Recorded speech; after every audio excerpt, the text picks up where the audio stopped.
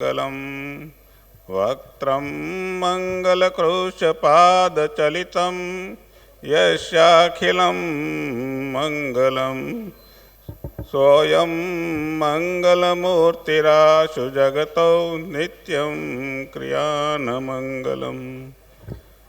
અર્થાત જેમનું ચાલવું, બોલવું, હસવું બધું જ મંગળકારી છે એવા આપણા ઈષ્ટદેવ પૂર્ણ પુરુષોત્તમ નારાયણ સર્વનું મંગળ વિસ્તારે એવી પ્રાર્થના કરું છું. પૂજ્ય ગુરુ મહારાજ, પૂજ્ય મહંત સ્વામી શ્રી દેવપ્રસાદદાસજી સ્વામી, ધર્મવલ્લભ વલ્લભ સ્વામી, જ્ઞાન સ્વામી, દયાળુ સ્વામી, કષ્ટપ્રિય સ્વામી, વાલા સર્વે સંતો, વાલા હરિભક્તો, આમંત્રિત મહેમાનો, સર્વને મારા ખૂબ જ હેતથી જય સ્વામિનારાયણ. આ તરવડાની ભૂમિ ગૌરવવંતી ભૂમિ જેણે યુગ પુરુષ એવા આપણા ગુરુદેવ શાસ્ત્રી મહારાજને આપ્યા છે. આ ગૌરવવંતી ભૂમિની અંદર સ્વતંત્ર સૈનિકો શ્રી રતુભાઈ અદાણી, લેખક રામનારાયણ નાગદાસ પાઠક, આપણે વલ્લભભાઈ મહેતા અને નાગોરી સાહેબ એ બધાને પણ એમની કર્મભૂમિ તરીકે તરોડાને સ્વીકારેલું. અહીંયા એમણે અસ્પૃશ્યતા નિવારણ કાર્ય શરૂ કરેલું. આ જ પવિત્ર ભૂમિ કે જેમાં બાળમુકુંદ સ્વામી, નાનદાસ સ્વામી, મોટા સંતોએ ખેડેલી આ ભૂમિ અને શાસ્ત્રી મહારાજના ચરણોની જે ભૂમિ છે એ જ ભૂમિમાં હું પણ એવો એટલો ભાગશાળી છું કે મને પણ આ જ ભૂમિમાં, આ જ ગામની અંદર જન્મવાનું ભાગ્ય સાંપડ્યું છે. મારા સૌભાગ્ય છે. મને યાદ છે તરોડા એટલું સરસ રળિયામણું હતું. હું જ્યારે નાનો ત્યારે 12 માસી નદી હતી, ખેતરો સરસ, વાડીઓ, પંપના અવાજ, અને હજી મારા મગજમાંથી જતું નથી. હું 56 વર્ષ 57 વર્ષથી અમેરિકામાં છું, પણ જ્યારે આ ધરતી ઉપર પગ મૂકું છું ત્યારે તરત જ એનું કનેક્શન થઈ જાય છે અને અમેરિકા એ સ્વપ્ન બની જાય છે. આ દુનિયાની અંદર મેં કદાચ 50 કન્ટ્રીઝમાં રહેલો છું, પણ તરોડા જેવી કોઈ જગ્યા નથી. એટલે તુલસીદાસના જે શબ્દો છે, જનની જન્મભૂમિ, ખરેખર સત્ય છે. અને હું જ્યારે આવું છું ત્યારે આ ધરતી, આ ભૂમિ, આ ભલે કદાચ ધૂળી હોય બધું જ, છતાં એ વાલું લાગે છે. મારા સૌભાગ્ય છે કે હું આ ધરતી ઉપર જન્મ્યો છું. આ જે છે બધી વસ્તુ એની અંદર જેનું શ્રેય જે મને આજે મારી લાયકાત કરતાં વધુ આપવામાં આવ્યું. મેં આવું મારી એવું કોઈ લાયકાત નથી, મેં એવું કંઈ કર્યું પણ નથી. જે કંઈ જ છું એ મારા ગુરુદેવ શાસ્ત્રીજી મહારાજ, આપણા ગુરુદેવ શાસ્ત્રીજી મહારાજના આશીર્વાદ, બાળમુકુંદ સ્વામીના આશીર્વાદ કુટુંબ પર, એનું ધ્યાન છે આ બધી. હું પુરાણી સ્વામી અને અત્યારે હું એવું કહું છું, આપણી પાસે આપણે ગુરુ પરંપરાથી બધા જાણીતા છીએ. આપણે આજ પછી એક ગુરુકુળ પરંપરાને શરૂ કરી એમના આશીર્વાદ, એમના લાગણીના ભાવથી મને ઉછેર જે મળ્યો છે એનું આ ધ્યાન છે. એમાં છે પુરાણી પ્રેમ પ્રકાશદાસજી સ્વામી, મુગત સ્વામી, જોગી સ્વામી, કોઠારી સ્વામી, હરિપ્રસાદ સ્વામી, નારાયણ ભગત. આ જે છે એમને જે સિંચન કર્યું છે, એમને જે ભાવને ઉછેર્યા છે ભાવથી. કારણ કે આપણું કનેક્શન, મારું પોતાનું કનેક્શન ગુરુકુળ સાથે છે એ સંતોએ જે ભાવથી સાચવા હતા ને એનું છે. એમ પુરાણી સ્વામીને આપણે મા તરીકે, આપણે વિદ્યાર્થીઓની મા છે, એને મા તરીકે એને ખરેખર આપણે હેતથી મોટા કર્યા હતા. એનું આ કનેક્શન છે આપણે ગુરુકુળ સાથેનું. ખરેખર એ બધાનો હું ખૂબ જ ઋણી છું, જન્મોજન્મનો ઋણી છું. પૂજ્ય ગુરુદેવ શાસ્ત્રીજી મહારાજના મારા શરીરની ખોળ ઉતારી એના ચરણોમાં મોજડીઓ ધરાવું તો પણ એમનું ઋણ ઓછું કરી શકાય નથી. મારા દાદા કે જેમણે ધારના બોરા ખાઈને જમીન સાચવી હતી, એનાથી અમે ભાઈઓ બધા સુખી છીએ. ત્યારે જમીન સચવાઈ ગઈ. એ જમાનામાં જે લોકો સારું ખાતા હતા એની પણ જમીન ગીરવે જતી રહેતી હતી. એટલે અમે ખાધે પીધે થોડા સુખી રહ્યા એનું કારણ દાદાએ મહેનત કરી હતી. મારા બા બાપુજીએ સત્સંગ સાચવો, બાળમુકુંદ સ્વામીના આપેલો આ સત્સંગ દાદાએ, મારા બા બાપુજીએ અને મને મારા બાપુજીએ પ્રેરણા આપી કે હું ગુરુકુળમાં ભણવા જાય, અને જે મોટું કામ થયું છે એ ગુરુકુળમાં હું દાખલ થયો એ.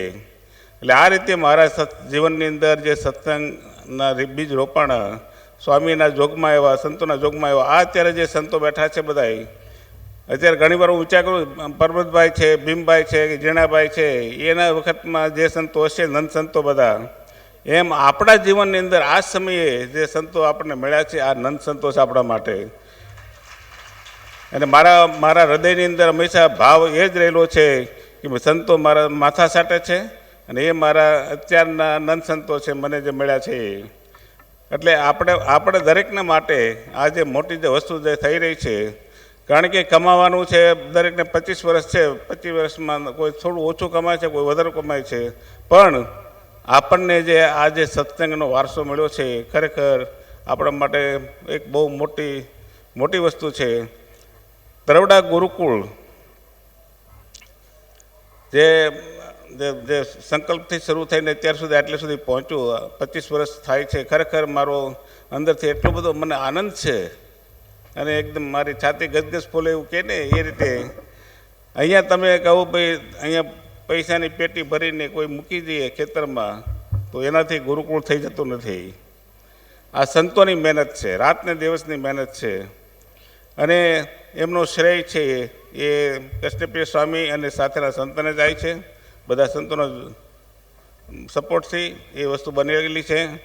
આજે આપણે કૃષ્ણપ્રિય સ્વામીને એકચ્યુઅલી સૌથી પહેલાં મેં 89માં 92માં 97માં કીધેલું કે કૃષ્ણપ્રિય સ્વામી ગુરુકુળ સંભાળતા હોય તો આપણે ગુરુકુળ કરવું તરવડામાં. કોઈ માનવા તૈયાર નહોતા કે તરવડામાં ગુરુકુળ થઈ શકે એમ.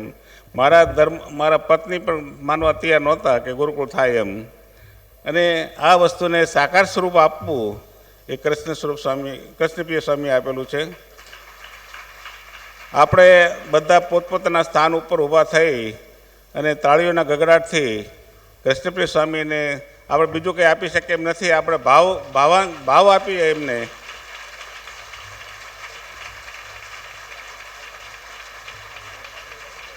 એમને મહારાજ વધુને વધુ કાર્યો એમની પાસે કરાવી આ સંસ્થાને એ ટોચમાં લાવવામાં, સેકન્ડ ને થર્ડ લેવલની અંદર લાવી શકે એવી પ્રભુ પાસે પ્રાર્થના કરીએ.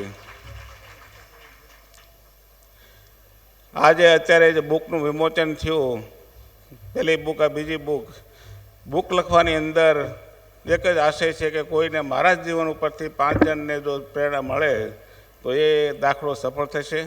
એ કારણથી બુક લખેલી છે, from village to the world, અને એટલે ગામડાથી દુનિયા સુધી. એ મારી પોતાની બાયોગ્રાફી હમણાં વાત સંતોએ કરી એ પ્રમાણે. અને અત્યારે આજે કારણ કે બાળકો બધા એટલા બધા કેપેબલ હોય છે, હું જોઉં છું જ્યારે એમ ઘણીવાર સંતો મને વાત કરવાની કહે, એટલા કેપેબલ હોય છે, પણ એમને ડિરેક્શન હોતી નથી. એટલે એને ડિરેક્શન, સ્કૂલના પુસ્તકો ડિરેક્શન આપતા નથી, સ્કૂલમાંથી એને ડિરેક્શન, ધંધાકીય ડિરેક્શન મળતી નથી.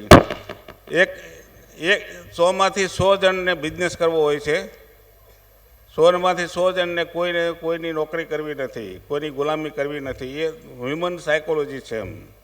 છતાં 99% મજબૂરીથી એ કરતા જ હોય છે એમ.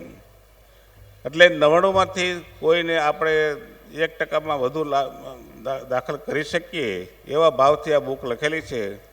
અને ખાસ કરીને યંગ 15, 20 વર્ષ, 15, 16, 18 વર્ષના છોકરાઓથી માંડીને, કારણ કે એ લોકો જ્યારે ગ્રેજ્યુએટ થાય છે ને ત્યારે નક્કી કરવા જાય છે મારે શું કરવું છે એમ.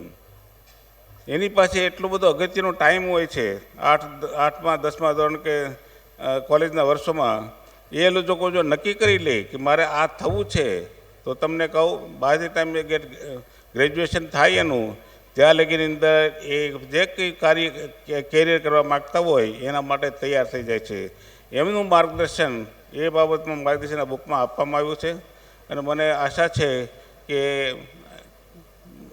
યંગ જનરેશનને એ ઉપયોગી થશે, અને વધુને વધુ માણસો, કારણ કે આપણું જે એજ્યુકેશન છે અમારા વખતમાં 35-40 વર્ષ હતા એની લાઈફ.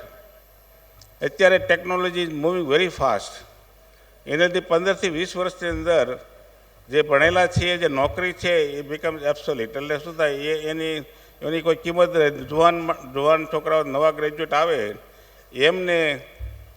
એમની પાસે લેટેસ્ટ નોલેજ હોય, લેટેસ્ટ ટેકનોલોજી હોય, એને થોડા પગારથી બધા રાખે એટલે નોકરી કાયમ ચાલુ રહેશે એ કોઈ ગેરંટી નથી એમ. એટલા માટે ધંધો જે છે, જૂના જમાનામાં કહેતા કે ઉત્તમ ખેતી, મધ્યમ વેપાર અને કનિષ્ઠ નોકરી.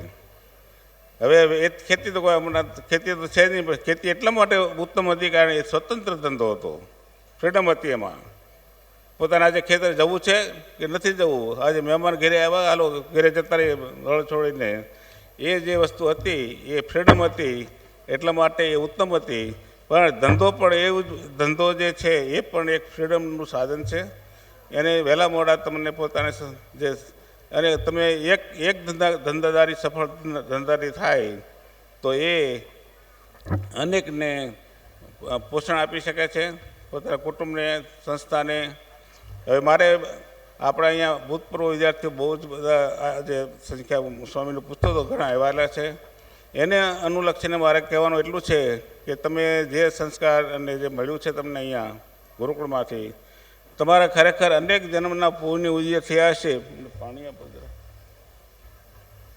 પાણી અનેક જન્મના પુણ્ય ઉદય થયા છે ત્યારે ગુરુકુળમાં દાખલ થવાનું તમને ભાગ્ય સાંપ્યું છે. આ વસ્તુ નાની નથી. હું તમને મારા 65 વર્ષ પહેલાંના અનુભવ પરથી કહું છું કે મારું જીવન જે છે એ ગુરુકુળ થકી છે, આ સંતો થકી છે, સ્વામીના શબ્દો થકી ઉપર છે. એટલે તમે જે મળ્યું છે એ તમે ગુરુકુળને માંથી એ ચૂકતા નહીં. ખાસ કરીને એક જ વસ્તુ એ કરવા માટે મારી તમને નમ્ર વિનંતી છે કે તમને પૂજા કરતા હો તો ચાલુ રાખજો. જે ન કરતા હોય તો પૂજા કરવાનું શરૂ કરજો. તમારા જીવનની અંદર શ્રદ્ધા એક વસ્તુ એવી મોટી વસ્તુ છે આપણી પાસે કે શ્રદ્ધાથી આપણું જીવન અને આપણું ઇમોશનલ બેલેન્સ ટકી રહે છે. એમ શ્રદ્ધાથી તમે જ્યારે આપણે 95% કે 99% ટાઈમે આપણે જે ધારીએ છીએ થતું નથી. જ્યારે ધારીએ છીએ ન થાય એટલે આપણે દુઃખી થઈએ છીએ, ધાર્યા પ્રમાણે થાય એટલે સુખી થઈએ છીએ. જ્યારે ધાર્યા પ્રમાણે ન થાય ત્યારે જેની પાસે શ્રદ્ધા છે, ભગવાનનો આશરો છે, એમ મારે કે મહારાજ તમારી કંઈ સારી ઈચ્છા હશે, એમ ઈચ્છા વિરુદ્ધ થાય તો મહારાજ ઉપર છોડી દઈએ. સારું થાય તો મહારાજ તમે મારા માટે બહુ સારું કર્યું. આપણું emotional balance maintains that way. જ્યારે જેને શ્રદ્ધા નથી એમને જે હેબિટ છે, જે કુટેવો છે એમાં એ ઓળખશે તરત જ.